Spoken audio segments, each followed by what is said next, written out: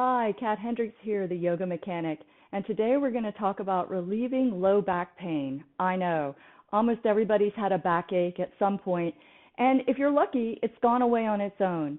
But if you're starting to have backaches more often, or if they're not going away like they used to, today I'm going to share some tips for stretching and strengthening that might help.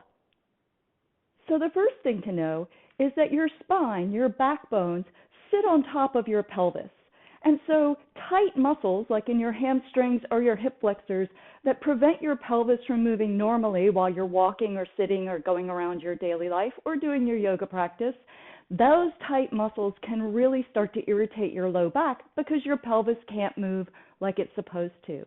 The other thing to know is that weak muscles in your abdominal muscles, your glutes, your hamstrings, and your back can also irritate your back pain because they can't hold the forces of weight and movement out of the joints in your back. So you need to stretch some muscles and strengthen others to start getting a handle on your back pain.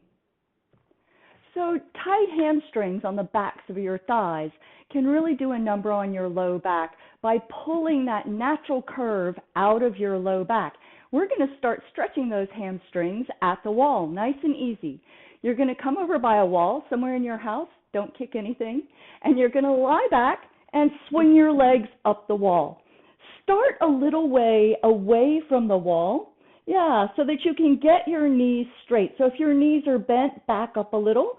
If your knees are comfortably straight, you might walk yourself in a little closer, wiggle in a little closer to the wall. Some people can get their hips all the way to the baseboard. That's fine if you can, but that's not the goal, so don't worry. Bring your legs together, press up through your heels, firm your thighs, and turn your inner thighs, your upper thighs, a little bit inward. You'll feel your belly muscles turn on. Bring your palms flat by your hips on the floor. Maybe walk your shoulders a little underneath. Turn your inner thighs in, press up through your heels. And you can really feel how pressing with your arms and pressing your heels up, turning the inner thighs in is strengthening your abs and your back while you stretch your hamstrings.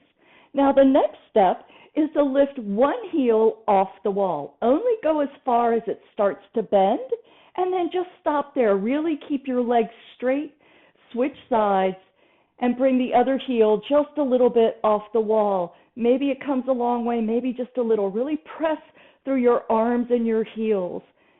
Building strength, good stretch on the hamstrings. The next step is to take a strap, if you've got a yoga strap, these canvas straps, or if you don't, you can just use a belt out of your closet. Works great. So you're just going to loop that belt over your ball of your foot, and you're going to straighten your leg and put your heel back on the wall.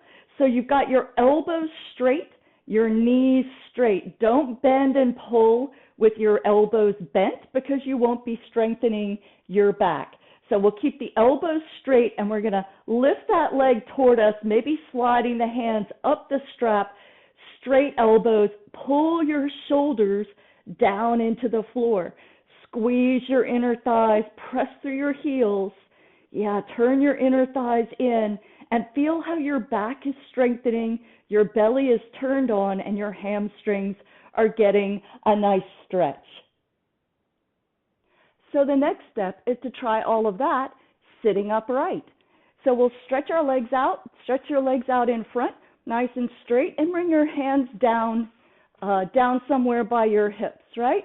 And so if you're sitting up straight like this, but your knees are bent or your back is rounding back, it's just tight hamstrings, weak abs and back, and we're trying to fix that. So you can just sit up on a block. This is just a standard block, or a bolster or a cushion or a folded blanket, whatever you've got that you can use to lift your hips up. And when you get your hips up off the floor, you'll be able to get your legs straight and your back straight as well. So you might be sitting up on a block with your fingertips pressing down, and some of you might be ready to just sit with the legs extended. You're going to press your hands down wherever you are, fingertips or flat on your palms. Press through your heels, lift your chest. Again, you're going to turn your inner thighs, your upper inner thighs slightly in. Press down with your arms. This is hamstring stretching, ab strengthening, back strengthening. All good things to get rid of your back pain. You can stay right here. It's a lot of work. Maybe you bring your fingertips back behind you. Again, your elbows are straight, and you're going to push with your fingertips to help lift your chest. Press through your heels, turn your upper inner thighs in. Nice, big, slow, deep breaths, a lot of strengthening, a lot of hamstring stretching. And eventually, you may take that belt, that good old belt, or your yoga strap, and loop it around your feet. Now be careful here. People tend to droop down over their legs as soon as they lean forward. No, no, no, no, no, no, no. Not what we want to do. Straight knees, straight elbows. Even if you're holding a strap, you're going to pull back with your shoulders, not your biceps. Pull back with your shoulders. Press forward through your heels. Turn the inner thighs in. Lift your chest. And if you want to start hinging forward at the hips as your hamstrings get a little more open, you're going to keep the elbows straight. Just wiggle your hands down. Pull back with the shoulders. Turn the thighs in. Yeah, press through your heels. No droopy downers. Don't fold down over your legs. That's just going to actually hurt your back more. Big breaths. Nice and slow. So tight hip flexors on the fronts of your hip creases can also cause low back pain because they can tilt your pelvis forward and put too much curve into your low back. So my favorite way to stretch your hip flexors in your hip creases is with bridge pose, nice and simple. We're just going to lie down all the way down on your back with your knees bent about hips distance apart and your hands flat on the floor by your hips, just like we did sitting at the wall and sitting up. You're going to maybe walk your shoulder blades a little bit underneath you, and on an inhale, press into your feet and just lift your hips an inch or two, and then lower your hips back down. We're going to do this several times, inhaling to lift the hips, press into your arms and your feet, exhaling to lower down. And each time you might go a little bit higher,